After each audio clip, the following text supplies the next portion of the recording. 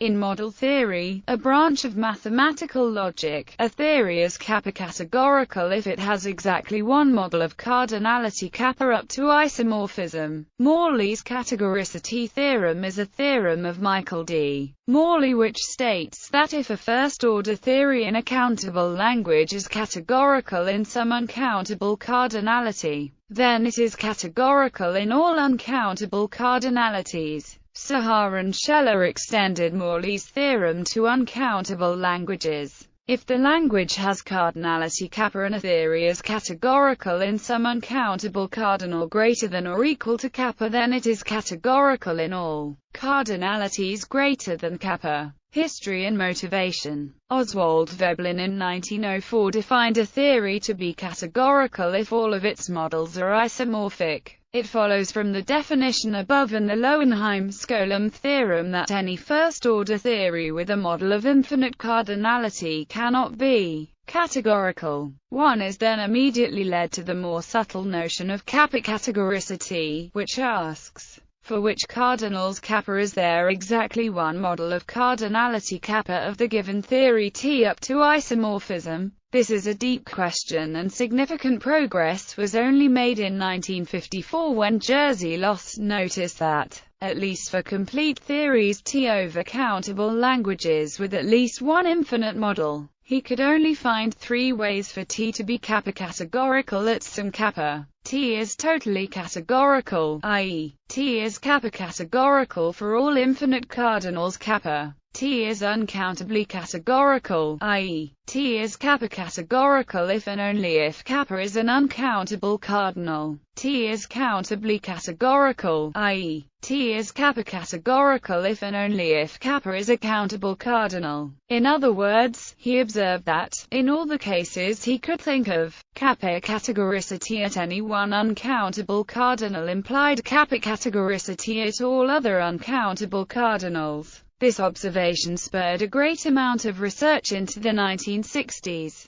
eventually culminating in Michael Morley's famous result that these are in fact the only possibilities. The theory was subsequently extended and refined by Sahar and Scheller in the 1970s and beyond, leading to stability theory and Scheller's more general program of classification theory. Examples. There are not many natural examples of theories that are categorical in some uncountable cardinal. The known examples include pure identity theory. The classic example is the theory of algebraically closed fields of a given characteristic. Categoricity does not say that all algebraically closed fields of characteristic 0 as large as the complex number C are the same as C. It only asserts that they are isomorphic as fields to C. It follows that although the completed p-adic closures CP are all isomorphic as fields to C, they may have completely different topological and analytic properties. The theory of algebraically closed fields of given characteristic is not categorical in omega. There are models of transcendence degree 0, 1, 2,